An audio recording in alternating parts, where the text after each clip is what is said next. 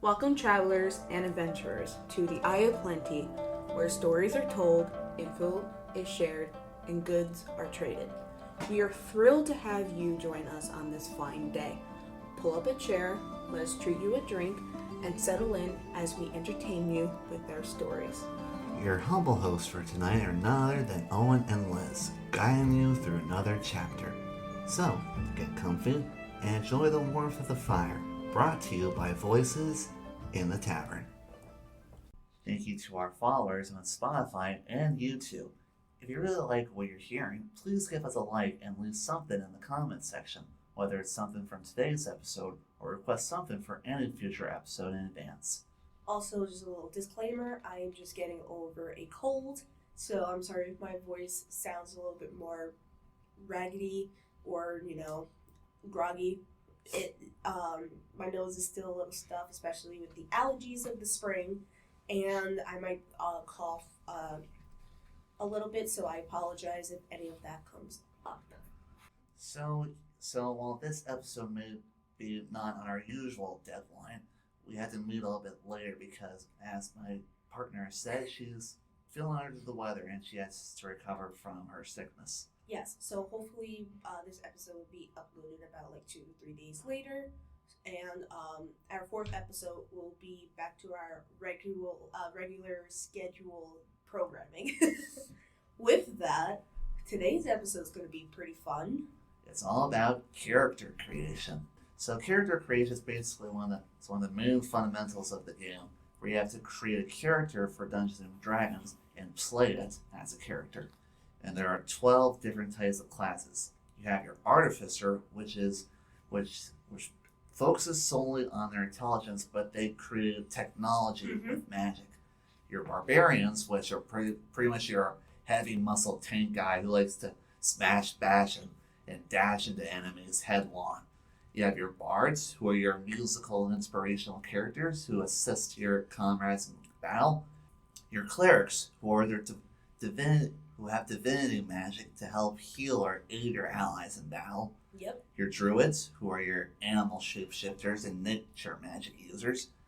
You're basically all-around fighters who are more into combat than anyone else. Your Monks, also hand-to-hand combat, but they use their dexterity to throw out punches and kicks. Your Paladins, who are holy warriors themselves, but do a lot of smiting amongst their enemies.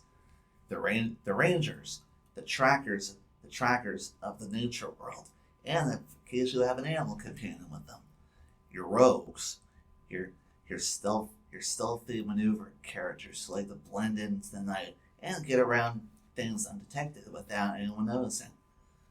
And the three remaining magic classes, the Warlock, who takes their magic from their patrons, who are not known to them or known to them, but they made a pact. The Sorcerer, who gains their magic from inner power, and Wizard, the resourcefulness of magically scholar. And I will also say we do have Blood Hunter. That is usually on D&D Beyond, but that's CR content, but it is a very fun class. And a bit risky at times. Yes. But yeah, character creation is definitely the major building block. Before you even start playing D&D, you can't play D&D if you don't have a character, unless you're just watching D&D. That's the other thing. And today we will be just talking about any characters that we love, any classes that we like, especially the races that we use, and basic diving a little bit deeper in our characters and how we made our characters. I know that I will be talking about past characters.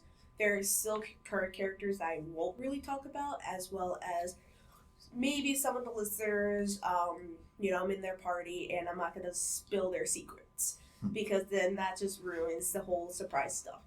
But I will start off with my very, very first character. Isabella, I have mentioned her before. She was a paladin, a high elf paladin, which is one of the races. And high elves are a race of elves, because there's also sub-races and all that other stuff. And they're, how do you describe them? Are Never really thought much into it. aren't high elves classified like moon and sun elves at times? Okay, yeah. I think so.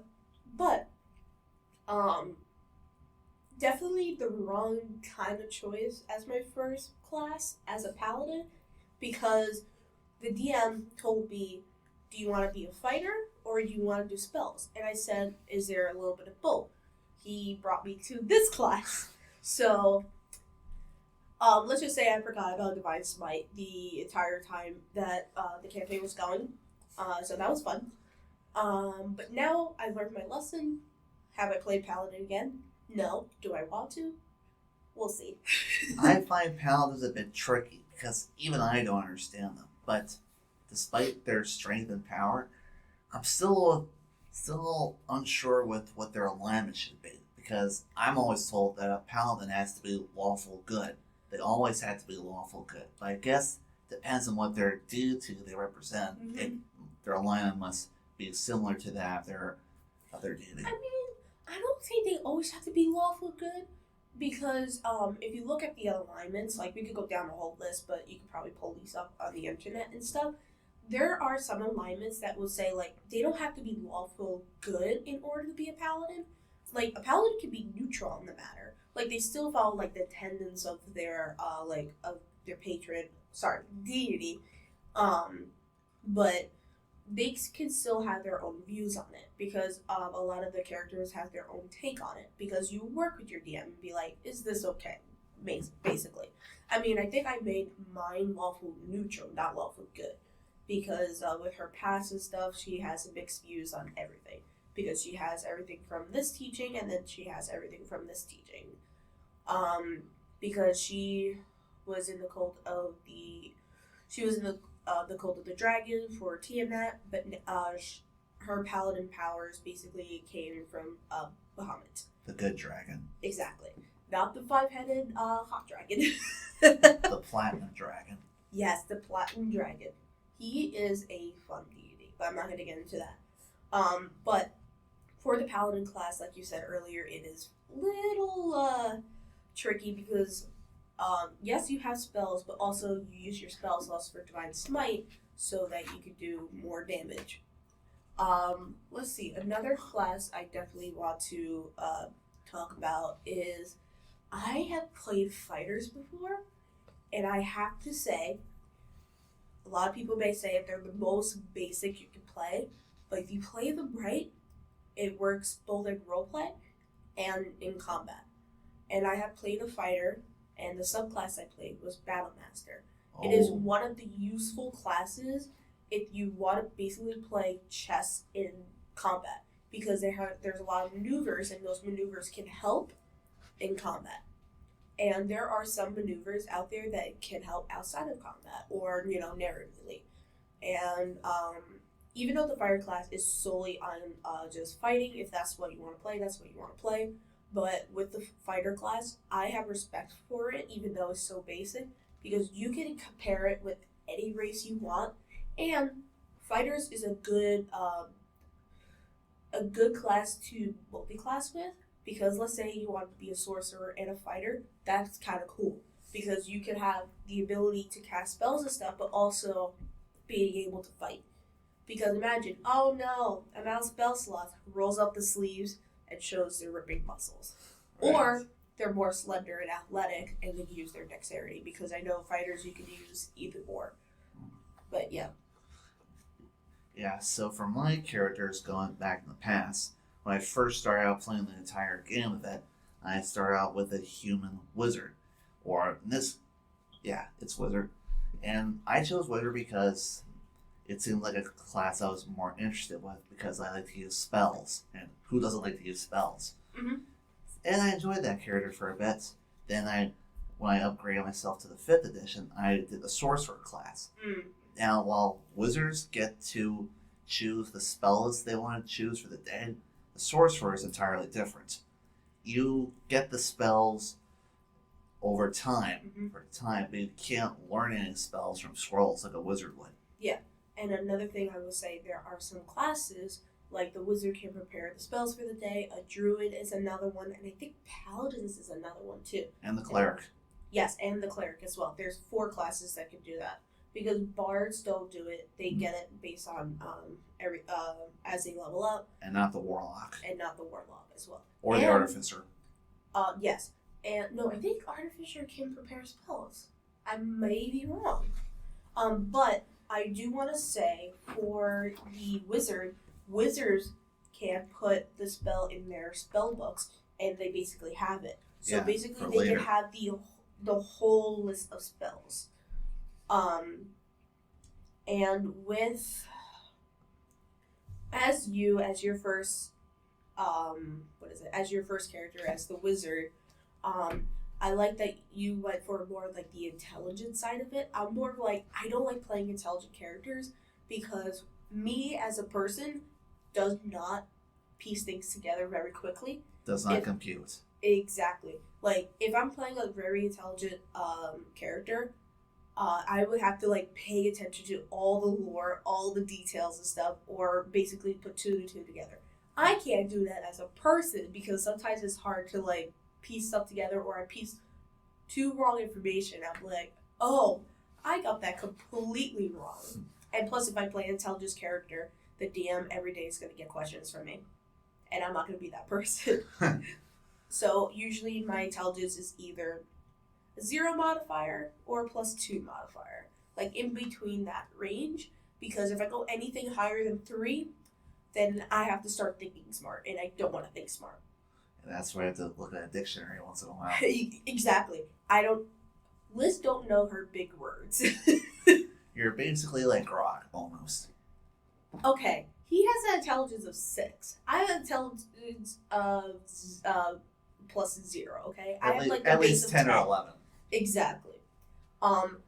Before we continue, to clarify on the ability scores, just so you know, there's 6 of them. There is 3 physical and 3 mental. So for strength, there's strength, there is dexterity, there's constitution, there's intelligence, wisdom, and charisma. And a lot of people will argue that constitution is not really physical. I say it's physical because it's just the brunt of like, can you take as much as you can? Right. Because also the constitution focuses more on your health and how much you can add to your health. And each attribute has their own certain ways of handling things. Yes. Your strength lets you take on things that require you to move things by brute force. Your dexterity requires you to how to juggle things with your hands or sneak through a crowd without anyone noticing. Your intelligence lets you recall knowledge, your wisdom, how you were able to perceive the background around you. And charisma, basically how to talk your way out of a situation. Another way to kind of like break down those 6 ability scores is a lot of D&D players might know the tomato analogy. So for strength is being able to crush a tomato, dexterity is being able to dodge a tomato, constitution is being able to eat a bad tomato, intelligence is knowing a tomato is a fruit, wisdom is knowing not to put a tomato in a fruit-based salad, and then charisma is being able to sell a tomato-based fruit salad, which might be disgusting. Why would you put tomato with bananas, apples, whatever else is in a fruit salad? I never had it. I don't want it. I had never had I it think either. So cantaloupe is in there too. Cantaloupes are good. Anyways, man, I'm a little hungry after talking about that. yeah. But with that being said, back to like the characters and stuff, I like with my ability scores.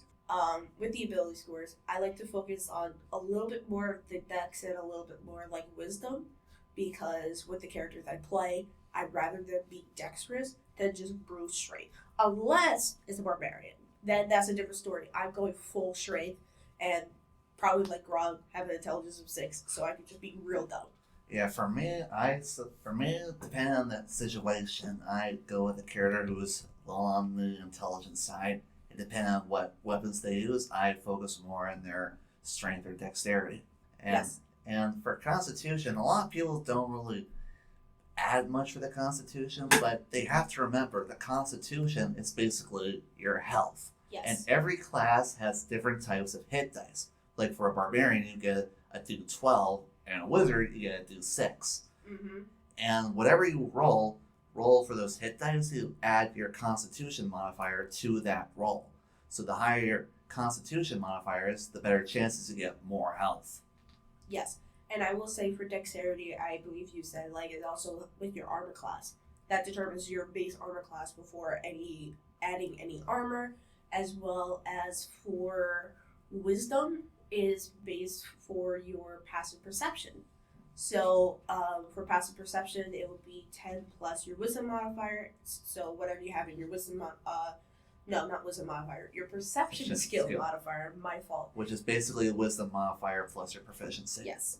And I will also say that for the ability scores, under the ability scores, there are skills.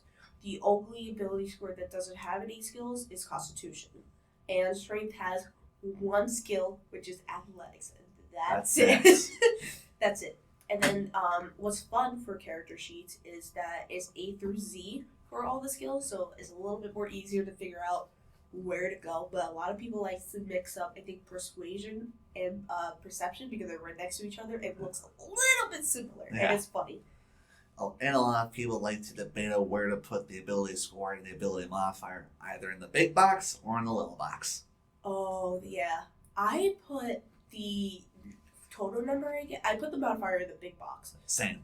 I know some people put the ability score in the bigger box, but I can see why it kind of looks nice, but honestly, I like it the other way because I'd rather see what my plus is than the actual base number. I know.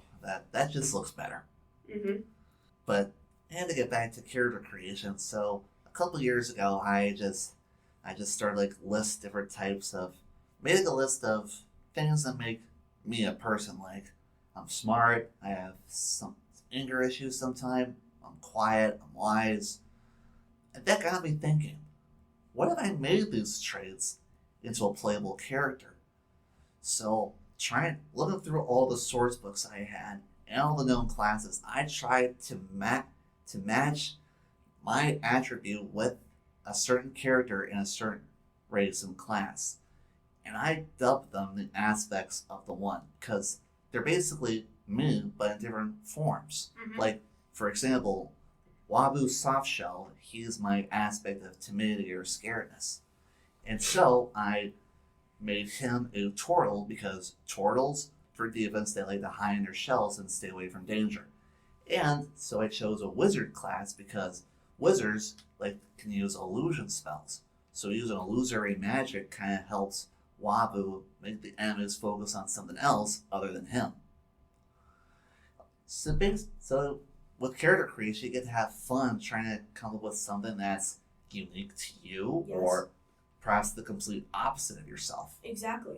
And another thing is that you can basically play any race as well, because with the D&D community, there's so many homebrew stuff. Just a little brief definition of homebrew.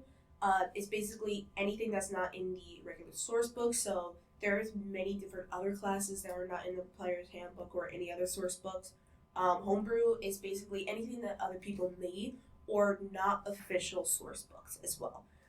So for example, if you want to play a penguin, there's probably a race that's a penguin, or an Air Arctic division. Exactly. Oh, really? I'm guessing. Oh, well, yeah. I know that recently I've heard about Humblewood, and I'm kind of tempted to look at them because I feel like it's like a cottage core D&D type thing, and I kind of want to play in a cottage core D&D campaign. So hopefully, if any of my friends are like, "Oh, let's play this," I'll be like, "Yes, I want to," because just for Critical Role, they had this thing called Everything is Content, and they did a Humblewood one shot based on a module that's coming out, and someone is playing a I'm about to, if you don't want to know what they're playing, spoilers out there, but someone is playing a very old cat lady in a mech suit because of the new class called Gadgeteer. Piece those two together. I watched 45 minutes of it, I'm ready to fall in love. Do you know who's playing that? Liam. His Caleb is showing. Yep. Yeah, it's funny. But other than that, races, just to tip the scales a little bit. There are so many of them. There's so many. But I have to say, my favorite races to play is 100% a Tiefling. That's like on the top of my list. Playing a half demon is somewhat fun. Especially, like, you can do whatever you want with, like, the horns. Like, you could change the style of it. It Like could be pointy, ram horns, pointy, curled. or it goes back. It could be, like, tiny horns, too. Who doesn't want cute little tiny horns? Nubbins. Or, another thing is, you could have one chipped as well. Like, you see, like, the rut of the battle and stuff. And I would say playing an Eldrin Elf is my favorite because you can choose what season they're from. Or you get to change the season after every day. Yes. See, I would do that, but I like choosing the season and sticking with it because imagine it's winter and you see a spring elf come in and be like, what? Because of course they come from the Feywild. I know there's like lore about it too, but I'm not going to go deep into that. Going along the lines of the Eldrin, I've actually made a character who was an Eldrin, and he's my aspect of mood shifts because for me, my moods tend to shift around a lot. Like I tend to be very gloomy at times, but the next thing you know, I'm more happy. That's kind of what this guy is. Yeah. He moods swings. So every day I can choose to change his appearance or leave him the way he is. And since he's a sorcerer, I give him the wild magic subclass. I will say, sorcerer is my favorite. Spellcaster class. So I agree with you on this. Go ahead. Yeah, so the wild magic kind of works well because depending on what he feels, they can either impact him good or impact him bad, and that will affect it on his mood for the next day if I wanted to. Yeah, to explain what that feature is, you roll a d100, and whatever happens on the table happens. So there is like one where your skin turned blues or your hair falls out. Like there's so many. In there, there's one that can harm you and your friends. There's others that can help you in certain cases. I believe, yeah, you have your source book out. There's so many, there's so many examples. Yeah, like she's like you said, your hair falls out but grows back within 24 hours. Yeah, another thing is that fireball comes out, which sucks. Pointed at you. Exactly. The point of origin is yourself. So if you had any allies around you, that's bad. But if you had enemies surrounding you, that's a different story. And the whole thing about your skin turning blue. Imagine your character is already blue to begin with. It's just a darker shade. Yeah. Just or a lighter one. Yeah. Or it turns purple. Yeah. So you're tiefling, your skin is blue, then suddenly you're like, did you get a suntan? No. Another thing I want to say with the sorcerer class is I love the feature of meta magic because you can do so much with that. Empower, twin spell. Twin spell is my favorite because then I can throw double things at something, and quicken spell is awesome. And there are times where there are house rules where you can only cast. I think the official rule is that you can only cast a spell and a cantrip, but there are DMs out there that will make you cast 2 spells, which is amazing. So, I believe I had a DM like that, and I was able to cast 2 powerful spells.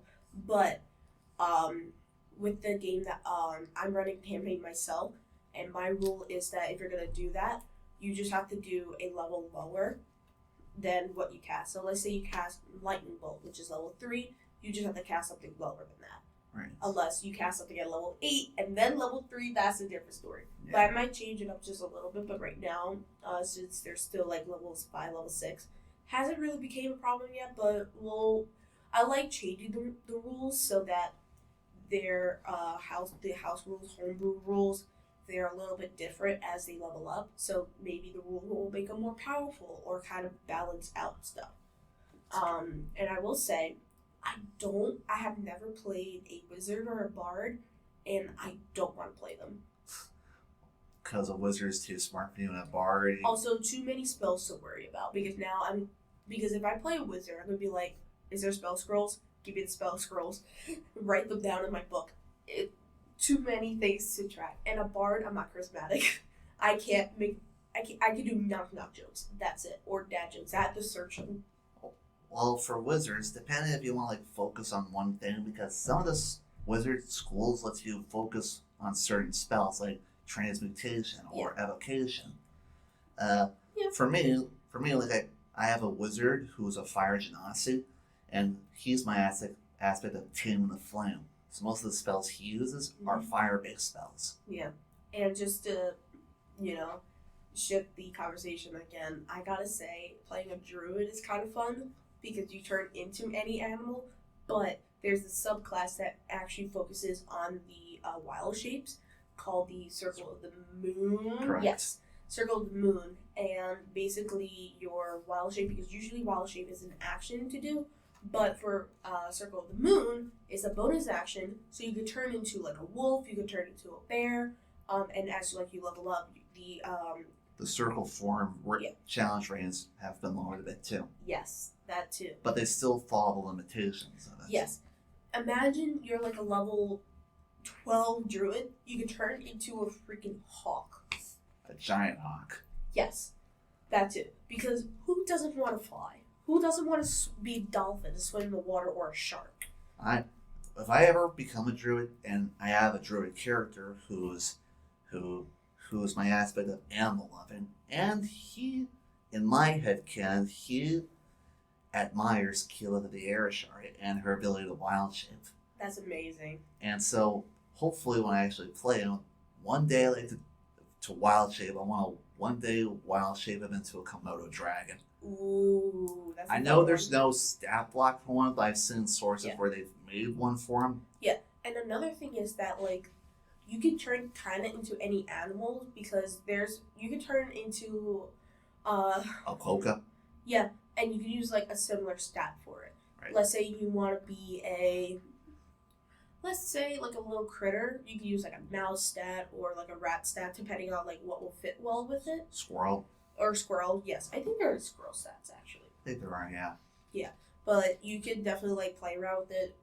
Just talk to your DM. They'll probably say hell yeah. And if dinosaurs are existent in your world that you're playing in, you could possibly turn into a dinosaur too. Yeah. Don't bring that up to me because now I want to. I know. I could envision my druid character either turn into a Triceratops or a Velociraptor. Oh my god! Imagine turning into a T-Rex. That's level 20, I think. Unless the T-Rex stat is even higher than that, but imagine being able to turn into a T-Rex of your own person. I mean, another thing is that there is a spell called Polymorph, so you can turn yourself into creatures. The thing is that the difference between the two is that for wild shape, you keep your mental stats. Your intelligence, wisdom, and your charisma. Yes. And as the Polymorph spell, you turn into the animal. You have the mental stats of the animal, so hopefully you remember these are bad guys and you attack them or you start attacking your friends. DMs might do that. Yeah. Do you dirty like that. And going along the whole T-Rex thing, if anyone's seen the one shot where the cast of Critical Role had to go through switching their Freaky Friday characters, one of them did turn into a T-Rex. I think it was either Ashton or Chetney. It had to be Ashton, and Orm was riding. I think it started with Ashton. Yeah. I think so. And then Chetney, who turned into a storm giant, was riding the T-Rex. He rode the T-Rex. That was the best thing ever. And this one shot was raise money for charity for the for the wildfires. Yes, the wildfires. And yeah, that was a fun one shot. It was. Yeah. I mean, to go along back to the favorite character classes, I do like playing the smart spellcasters like wizards and sorcerers. I've also liked using monks at one point. Yeah, they're a little difficult, but I've only used it a couple of times. I love monks because it really makes you think that because monks use their hands. They're basically karate fighters, basically. You can use any forms that you know, and you can flavor that into the monk class. Monks are somewhat similar to fighters, but for monks, you fight with your hands, but also you get abilities and stuff. You use your key points to do other things. You can do Flurry of Blows, which gives you more attacks. You can do Step with the Wind, that can help you dash as the bonus action, as well as Patient Defense to help yourself in battle. And another thing is, which is really fun, and if it pass, is Stunning Strike. If you stun the enemy, is a fun thing. And I have played a Halfling Monk before, and it was a Lightfoot Halfling Monk. And for Lightfoot Halflings, any ones Can get be re-rolls, so you just don't roll nat ones. Unless you're Orem, who's rolled occasional ones. Yes. If you're having really bad dice and you keep rolling ones, first off, throw the dice out or put them into jail. Or purify them by someone. Yes. And yeah, monks are good. I have briefly played a warlock, but I do want to explore that class more. As one of my current characters, I'm not going to talk more about it, is that she's a level 14 character. She's mostly into fighter, but she has a few levels of a warlock, and she is a hexblade warlock. Mm-hmm. Those are fun. Yeah. The only warlock character that I've made, he's a Triton warlock whose patron is the Fathomable. And his patron is an ancient Leviathan. Wonderful. And the nice thing about Tritons is that at some point when they level up, or through their subclasses, Fathomless Warlock, they gain resistance to cold damage. But as a Triton, you kind of already get that already. Yes. Another thing I want to point out is that for each of these characters, you can also add feats to these characters, which is not body part, is FEATS. A lot of people will be like, what do you mean by feats? It's just a short way to say features-ish. And with the feats, it gives you like additional things for your class. So I will, just the top of my head, Observant is a good one if you want to be very perspective. And it will give you a +5 to your overall passive perception. There's and another passive one. intelligence checks. Yes. And another one I will say that I do like is Shadow Touch. So if you want a little bit of like some spooky stuff going on with your character, that's a fun one. And I'm trying to think Sentinel is really, really, really good if you want to be a fighter.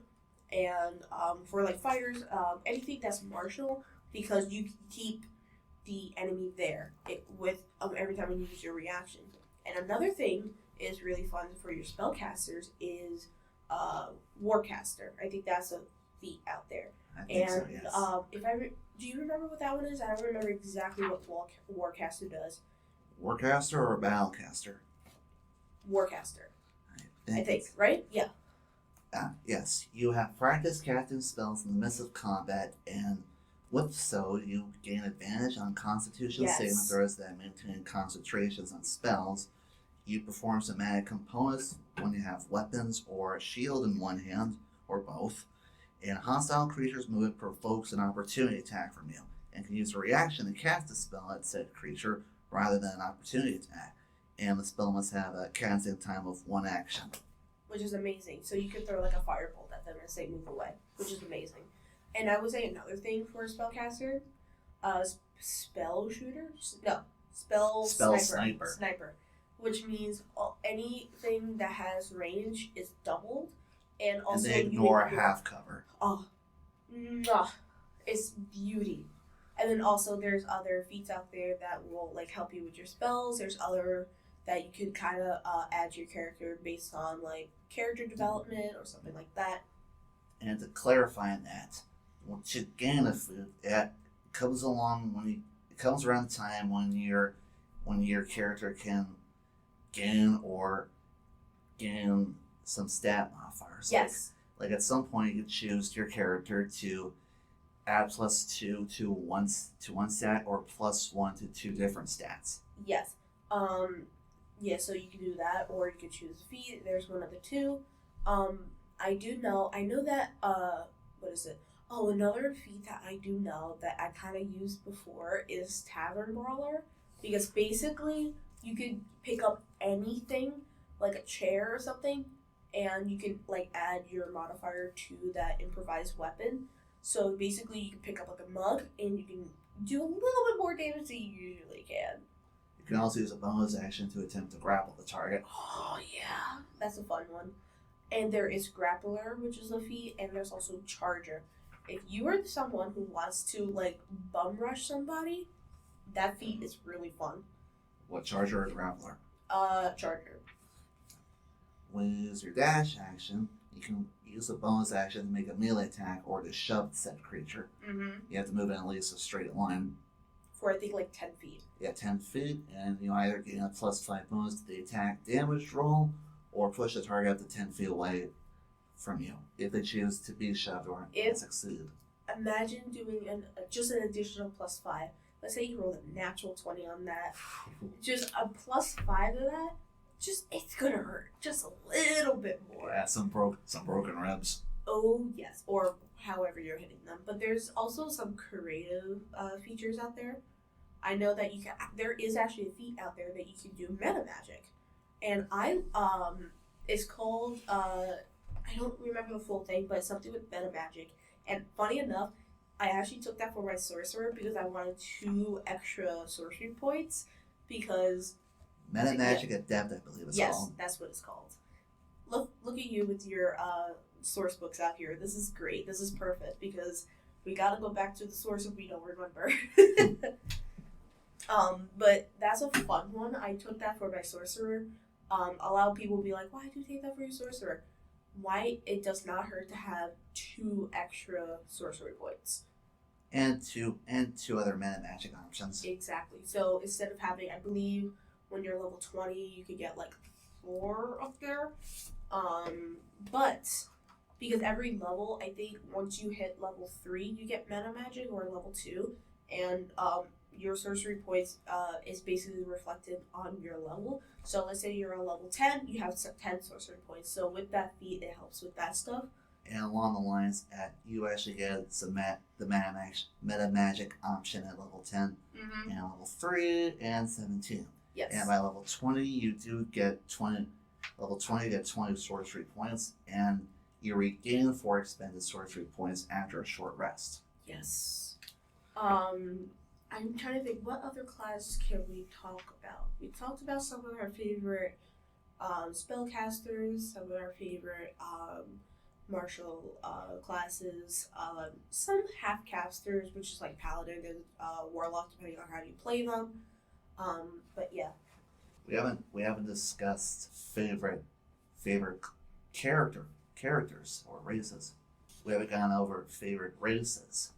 Well, you did say tiefling, but for me, I'd say when I first got back into the game, I did like seeing the Dragonborns. Those look pretty cool. Yes.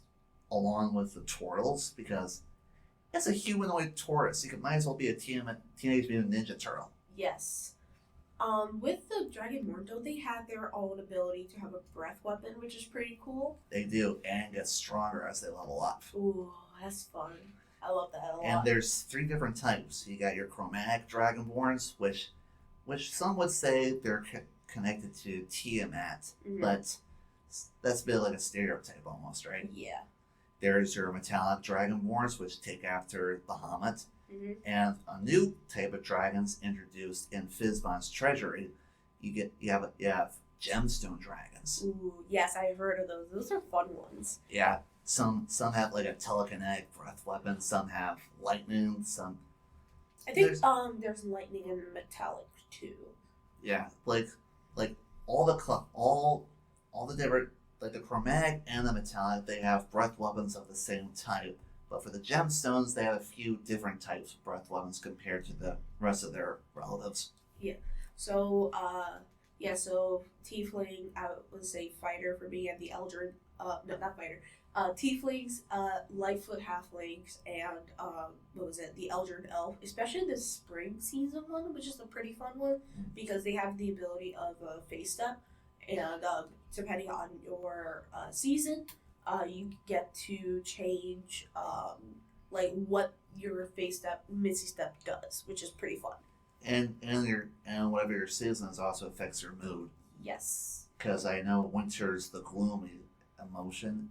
I think I summer. don't really follow that. I feel like I kind of follow it, but I don't like make it so stereotypical because you can be a spring elf, but you can be as moody as you can because hey, spring is always sunny or is always raining. So I based it off the real seasons and how it affect us daily, and then I put that to my character if I wanted to. Instead of like spring is like like the hippie type or something like that. Yeah, I try. Through my characters and my aspects, I try to I've been dipping my toe into all the various races. Like I got into Minotaur, I got the Centaur, the Satyr, all the half Yes. creatures. I will also say I gotta put the elemental genasies on the list I agree. because who does not want to play just a elemental type person? Right. Especially like if you're a big like Avatar: The Last Airbender fan, you could basically be that element. And there are homebrew sub races of genasies where you could be like a smoke genasi, or there's another one that's I think ash genasi. Or So mud. yes, that's another one. I think there's I'm trying to think what other ones there is, but there's some fun ones. Yeah, I've actually dipped my toe into all four of them. Like, I made two Genasi monks from two different subclasses. Makes One sense. who's water, I named him Spray, and one who's earth, I named him Obsidian Prism Shard. As for the other two, a fire Genasi wizard who I've named Ignis, I believe. Ooh. And as for the air Genasi, I made him a sorcerer specializing in storm sorcery, and I named him Zephyr Forecast. Nice. I played 3 out of the 4. I never played air yet. I want to. I have played the typical water genasi swashbuckler rogue. As you can tell, her name was Cassandra. I played a one-shot character. I don't remember the name of it. Of an Earth Genasi, and I was playing the Ashton custom barbarian subclass. Because I was like, why not? But just different stuff. And I have played a Fire Genasi, and I based that off my Zodiac. I think I mentioned that in episode 1 or 2. I basically played a Ranger Fire Genasi because my Zodiac sign is Sagittarius, is the Archer, is a fire sign, and I was like, you know what? Screw it. Let's just be my Zodiac. Why not? I find that a little clever, to be honest. Thank you. And in going to your favorite Tiefling character, I also made a Tiefling myself, and his name is Nephthys, but he's a rogue arcane trickster. Ooh. In my own little headcanon, he lives in Exandria, and he's either in two different types of storylines, either related to Jester as a cousin, or he's Jester's brother who has never been mentioned. Oh, wow. That's a fun one. He looks sort of like her, or with a few minor differences. They've never met, but like her, she could be a bit of a trickster, but doesn't follow the Traveler. the Traveler. I got you. But he's a trickster himself, but goes more on the roguish side. Instead of what Jester went through, the trickery domain of the cleric, which was honestly, a really fun class. But with my Tiefling, I think I only did a fighter for a Tiefling. I think I did another Tiefling, but I don't remember what class it was. I believe. Oh yes, actually, I'm sorry. I did play a bard. It was fun, but I compared it with barbarian because why not? That was the other Tiefling. I think I only played 2. I think I played one Tiefling and I'm currently playing another. But I really wish I hopefully for the future I have more opportunities to play more Tieflings because Tieflings are fun. Yeah. Especially there's like the homebrew subclasses, sub races of the Tieflings, and they have like different stuff depending on their origin. And another thing that I love about Tiefling is they have Hellish Rebuke, so every time they get attacked, they can just scream out, and then their enemy gets hit, which is pretty funny. And then there's the Lightfoot Halfling, which is really fun. Like I mentioned before, you roll that once. It doesn't matter. You just roll again, and I think you can keep rolling, or you have to take the new result. But what's fun is, let's just say in the beginning when I first played the Halfling, I forgot that was a thing. And then, like, 3 to 4 sessions later, after I kept getting that once, I looked at the ability. I'm like, I could have been doing that the whole time. And that's the fun thing about characters, is that there's always going to be something that you missed and you wished you used it. Yeah. And for a special shout out to one of our friends in our Curse of Strahd game, he made a Warforge of the Forge domain, and his name was Forge. So Yeah, that was a fun character. I was like, you know what? I love when people like get the general idea of something and just puts in his character, like Forge, the Warforge. Haha. of the Forge domain. Yes, and as well as for my like Fire Genasi, I think I had something of a fire name. I don't remember exactly her full name, but it was something with fire, something with my like Zodiac, and just making characters is so fun because it's basically you're making characters for a story. It's you're writing something because Arthur's they had to make so many characters. With this, you're sitting around the table, you have a storyteller, and you're putting a character in your own story, and being able to kind of step in the shoes of your character is also very fun because you can kind of escape the reality and think as your character. Think of someone that you're not that thinking. How would I put this? You are putting yourself into somebody else's shoes, which is very fun because it makes you think. Either you're as them or as something else. Yeah, it's there's just so much to say because, like I said in the beginning, it's the major building block of D&D. In order to even play D&D, you have to make a character, or if you want to be the DM, you get to have fun and make non-player characters, and you could be like a goofy one or a serious one or the big bad of the campaign. And that could be explained more in a future episode. Exactly.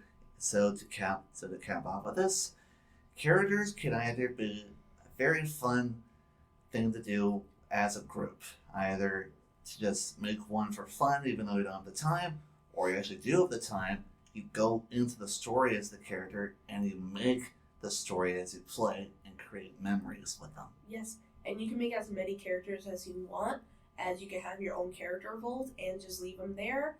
Like, put in your archives, and if you think a campaign works with this character, pull it out of your archive and just play as that character. And just a fair warning, even if you do have a lot of time in your hands, you will be rolling a lot of dice and may have a whole folder of backup characters upon backups, like me, who's got like 35 or 37 of them. Yes, and with character creation is the starting point of your creativity. A sandbox. Exactly. Well, that sounds like the final call for the Eye. It looks like we should be heading out and continuing our own adventures. We thank you for joining and listening to our tales. We hope to see you again the next time we come by the Eye of Plenty when you hear our voices in the tavern.